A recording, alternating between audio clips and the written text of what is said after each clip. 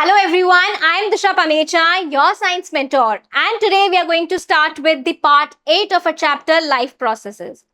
Till now in this chapter, we have digested our food in mouth, in stomach and small intestine. In today's video, we are going to talk about the digestion of food in large intestine. So let's begin. Now, whenever we talk about the large intestine, the first thing that comes to my mind is the length of the large intestine. The large intestine is approximately 1.5 meters long. How much long? 1.5 meters long. And because it is called large intestine, now here the things are absolutely contradictory. Large intestine सुनते ही हमें लगेगा कि अभी इसमें बहुत सारा absorption हो रहा है. क्या होने वाला है? स्मॉल इंटेस्टाइन से फूड आने वाला है और यहाँ पे सारा क्या होने वाला है? एब्जॉर्प्शन होने वाला है, डाइजेशन होने वाला है. बट ऐसा नहीं होने वाला है, क्योंकि हमने क्या पढ़ा था? We had learn that the site for complete digestion is the small intestine.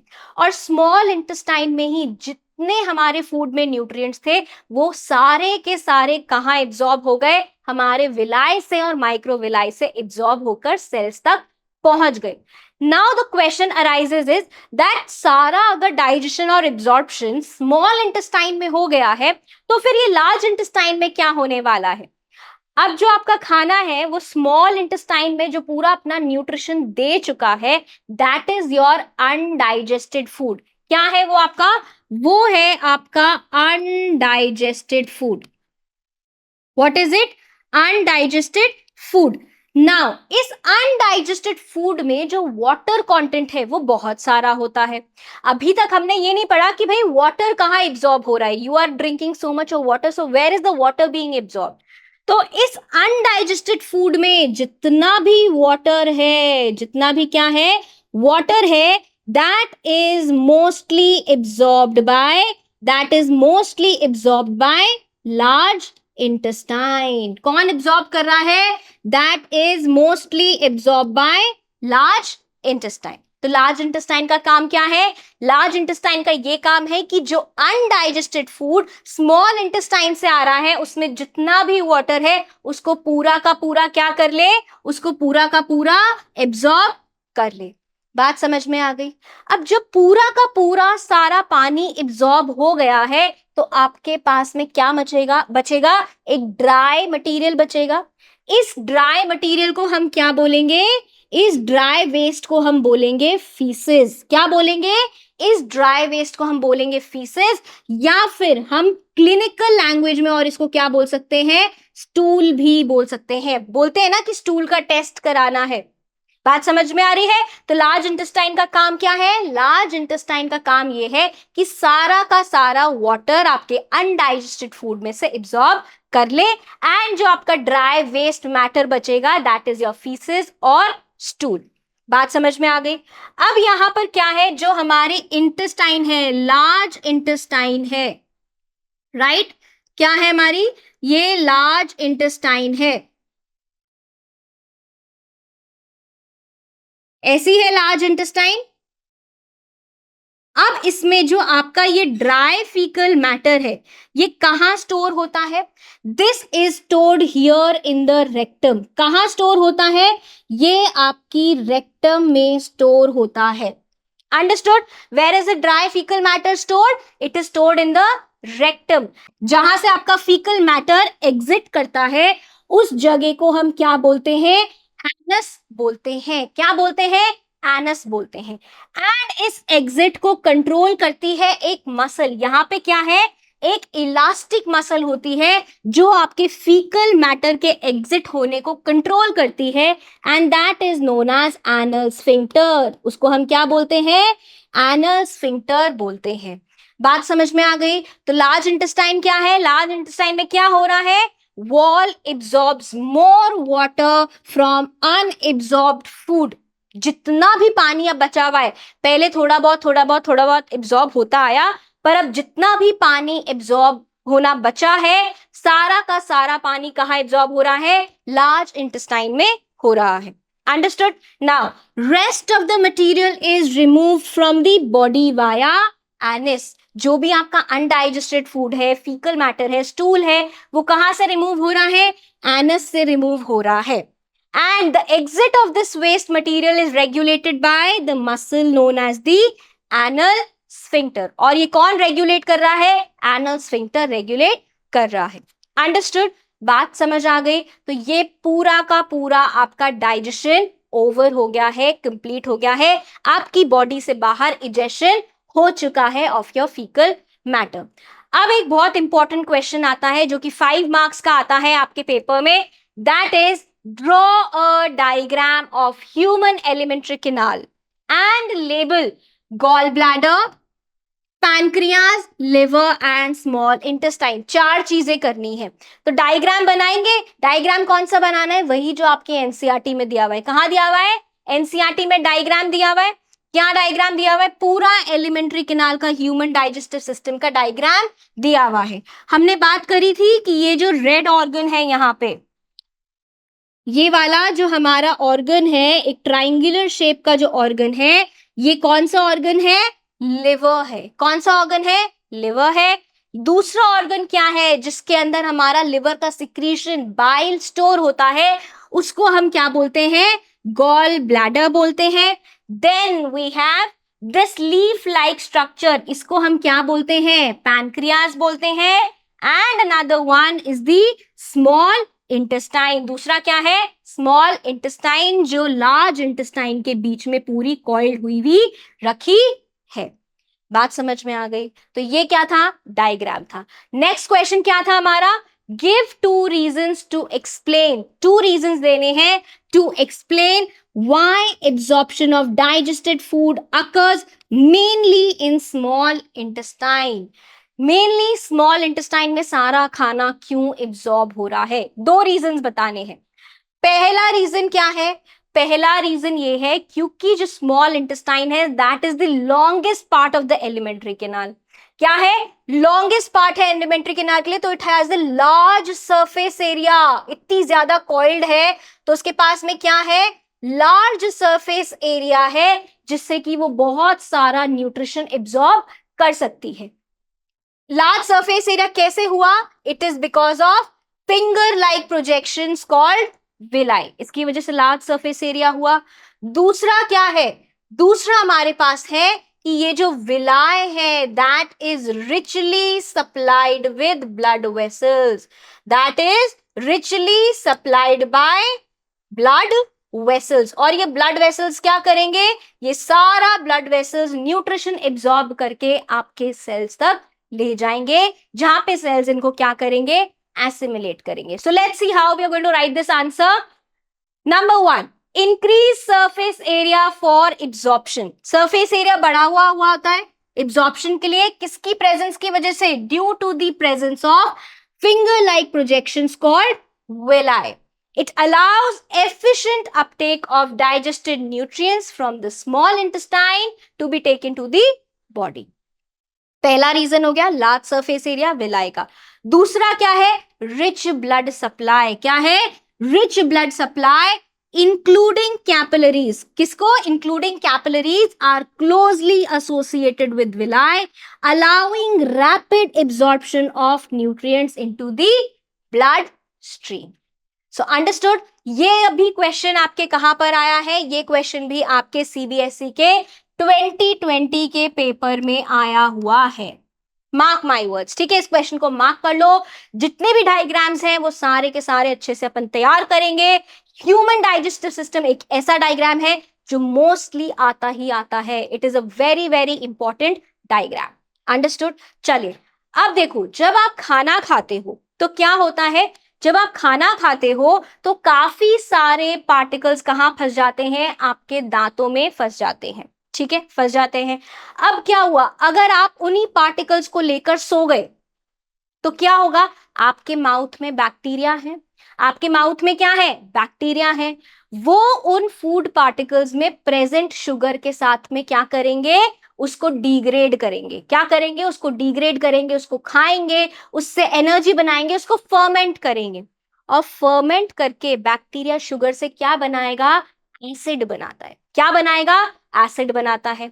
अब क्या होता है, ये एसिड आपके टीथ में पूरा का पूरा फैलने लगता है और जो आपका टीथ का इनामल है वो इससे क्या होने लगता है, डीके होने लगता है, सॉफ्ट होने लगता है, डीमिनरलाइज होने लगता है। देखो कैसे होता है यहाँ पे। फॉर एग्जाम्पल आपके पास क्या है, ये आपका गम है, ठीक है, और ये क्या है, आपका टीथ है। अब आपने क्या खाया, अब आपने फूड खाया और फूड खाने के बाद आपने क्या नहीं किया, रिंस नहीं किया या फिर आपने ब्रश नहीं किया एंड यू स्लेप्ट। अब ये टीथ के ऊपर क्या लगे रह गए, जो आपके फूड में प्रेजेंट क्या है, शुगर है, वो यहाँ पर लगी हुई है। साथ ही में यहाँ पर और क्या होंगे, काफी सारे बैक्टीरिया होंगे टीथ में, आपके माउथ में क्या होंगे, काफी सारे बैक्टीरिया होंगे। अब ये क्या करेंगे, ये बैक्टीरिया आपकी शुगर को फर्मेंट करेंगे। क्या करेंगे बैक्टीरिया, आपकी शुगर को फर्मेंट करेंगे और उससे क्या बनाएंगे, एसिड बनाएंगे। क्या बनाएंगे, एसिड बनाएंगे। और ये जो एसिड है आपके टीथ के इनामल को, जो कि क्या होता है, हार्ड होता है, आपके हार्ड टीथ के इनामल को क्या कर देंगे, सॉफ्ट कर देंगे, डीमिनरलाइज कर देंगे। उसमें से जो भी कैल्शियम है वो रिलीज होने लगेगा। तो दांतों में क्या हो जाएंगे, गड्ढे से हो जाएंगे। इन गड्ढों को हम क्या बोलते हैं, डेंटल कैरीज बोलते हैं। क्या बोलते हैं, इनको हम डेंटल कैरीज बोलते हैं। ठीक है, बात समझ आ गई। अब क्या होता है, मान लो आपने ब्रश नहीं किया, ठीक है, आपने क्या नहीं किया, ब्रश नहीं किया, तो ये जो बैक्टीरिया है ना, ये इन फूड पार्टिकल्स के साथ मिलकर आपकी पूरी टीथ के ऊपर एक लेयर बना लेता है और उस लेयर को क्या बोलते हैं, उस लेयर को बोलते हैं प्लैक। क्या बोलते हैं, प्लैक बोलते हैं। अब मान लो ये जो प्लैक है ना, ये आपकी पूरी टीथ को कवर कर लेता है ऐसे। ये जो प्लैक है ये आपके टीथ को पूरा का पूरा ऐसे का ऐसे क्या कर लेता है, कवर कर लेता है। अब कवर करने से क्या होता है, आपके माउथ में जो सलाइवा है ना, वो सलाइवा यहां तक पहुंच नहीं पाता, आपके टीथ तक सलाइवा पहुंच नहीं पाता। नहीं तो वो जो ये एसिड है ना, इसको न्यूट्रलाइज कर देता है। क्या करता है, जो सलाइवा है वो इस एसिड्स को न्यूट्रलाइज कर देता है और आपके दांत बच जाते हैं। बट क्योंकि बीच में ये कौन आ गई, बीच में ये प्लैक की लेयर आ गई। क्या आ गई, प्लैक की लेयर आ गई। इस वजह से सलाइवा आपके टीथ तक नहीं पहुंच पाया और एसिड ने क्या कर दिया, इनामल को डीके कर दिया। अब इसकी वजह से क्या होगा, आपके टूथ में डीके होगा, आपका जो इनामल है वो डीमिनरलाइज हो जाएगा, सॉफ्ट हो जाएगा, आपके दांतों में गड्ढे हो जाएंगे, जिनको हमने क्या बोला है, डेंटल कैरीज बोला है। और अगर ये धीरे धीरे आपके पल्प तक पहुंच जाए, ये वाली जगह कौन सी है, दिस इज योर पल्प, तो यहां पर क्या होगा, इन्फ्लेमेशन हो सकता है, यानी कि सूजन हो सकती है और इन्फेक्शन भी हो सकता है। और क्या हो सकता है, इन्फेक्शन भी हो सकता है and it can be painful also. Understood, बात समझ में आ गई। So what are dental caries, it is the gradual softening of the enamel and the dentine. Enamel के नीचे दूसरा स्ट्रक्चर कौन सा होता है, डेंटाइन होता है। कैसे होगा, आपका जो बैक्टीरिया है माउथ में वो रिएक्ट करेगा शुगर के साथ में, एसिड का फॉर्मेशन करेगा और इनामल को सॉफ्ट और डीमिनरलाइज कर देगा। अब क्या होगा, जो बैक्टीरिया है वो आपके फूड के साथ कंबाइन करके एक लेयर बना लेंगे, जिसको हमने क्या बोला है, डेंटल प्लैक। और ये प्लैक आपके पूरे टीथ को कवर कर लेता है, ठीक है, एंड सलाइवा को आपके टीथ तक पहुंचने नहीं दे पाता, जिसकी वजह से क्या होता है, जो एसिड होता है वो न्यूट्रलाइज नहीं हो पाता है। और एसिड फिर क्या करता है, एसिड फिर हमारे टीथ को डीके करता है। क्या करता है, एसिड हमारे टीथ को डीके करता है। अब इससे हम कैसे बच सकते हैं, अगर हम मील्स के बाद में ब्रश कर लें, brushing after meals can remove the plaque, plaque को रिमूव कर सकता है। तो फिर जो बैक्टीरिया होगा और जो फूड पार्टिकल्स होंगे, अगर वो रिएक्ट करेंगे और एसिड बनेगा, तो सलाइवा आके उसको क्या कर देगा, न्यूट्रलाइज कर देगा। सलाइवा आके उसको क्या कर देगा, न्यूट्रलाइज कर देगा। बट अगर आप ब्रश नहीं करोगे तो प्लैक बन जाएगा, एसिड आएगा और आपके इनामल को और डेंटाइन को सॉफ्ट कर देगा और आपको डेंटल कैरीज हो जाएंगी। अगर इन डेंटल कैरीज का आपने ट्रीटमेंट नहीं कराया तो माइक्रो ऑर्गेनिजम्स कहाँ पहुंच जाते हैं, पल्प तक पहुंच जाते हैं, and this can cause inflammation and infection. इनसे आपके गम्स में क्या हो सकता है, इन्फेक्शन हो सकता है और इन्फ्लेमेशन हो सकता है। बात समझ में आ गई? So this was all about your digestion in human beings. हमने क्या पढ़ा है, हमने आज पढ़ा कि लार्ज इंटेस्टाइन में क्या रोल, लार्ज इंटेस्टाइन का क्या रोल है डाइजेशन के अंदर, क्या रोल है, एब्जॉर्प्शन ऑफ वाटर। सो अभी तक हमने जितना भी डाइजेशन पढ़ा है ना, उसको फटाफट एक टेबल से रिवाइज करेंगे। यहाँ पर कैसे रिवाइज करेंगे, देखो सबसे पहले डाइजेशन कहाँ स्टार्ट हुआ, माउथ में स्टार्ट हुआ।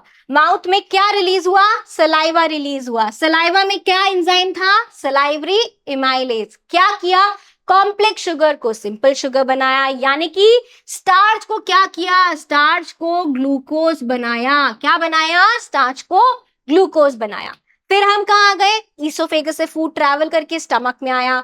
स्टमक में क्या था, गैस्ट्रिक जूसेस, जिसमें क्या थे, 3 कंपोनेंट्स। क्या क्या, HCl। HCl के 2 काम क्या थे, बैक्टीरिया को किल करना, दूसरा एसिडिक मीडियम बनाना। बैक्टीरिया को kills bacteria and acidic medium for action of pepsin. Second क्या था, pepsin protein digesting enzyme, protein digestion करता है। म्यूकस क्या करता है, protects the wall of stomach, inner lining of stomach from acid, acid से बचाता है। फिर कौन आता है, फिर आता है स्मॉल इंटेस्टाइन। स्मॉल इंटेस्टाइन के पास क्या है, 2 फ्रेंड्स हैं, लिवर और पैनक्रियाज, और खुद की उसकी इंटेस्टिनल ग्लैंड्स। लिवर क्या करेगा, बाइल जूस रिलीज करेगा। नंबर 1 बाइल जूस क्या करता है, एसिडिक फूड को अल्कलाइन करता है, makes food alkaline for action of pancreatic enzymes. दूसरा क्या, लार्ज फैट ग्लोब्यूल्स को स्मॉल फैट ग्लोब्यूल्स में ब्रेक करना, लार्ज फैट ग्लोब्यूल्स को स्मॉल फैट ग्लोब्यूल्स में ब्रेक करना। थर्ड क्या है हमारे पास में, सेकंड फ्रेंड कौन सा है हमारे पास में, पैनक्रियाज। पैनक्रियाज क्या करते हैं, पैनक्रियाटिक जूस रिलीज करते हैं। फिर से पैनक्रियाटिक जूस में क्या है, हमारे पास में 2 कंपोनेंट्स हैं, ट्रिप्सिन एंड लाइपेज। ट्रिप्सिन क्या है, trypsin is the brother of pepsin, protein digestion करेगा।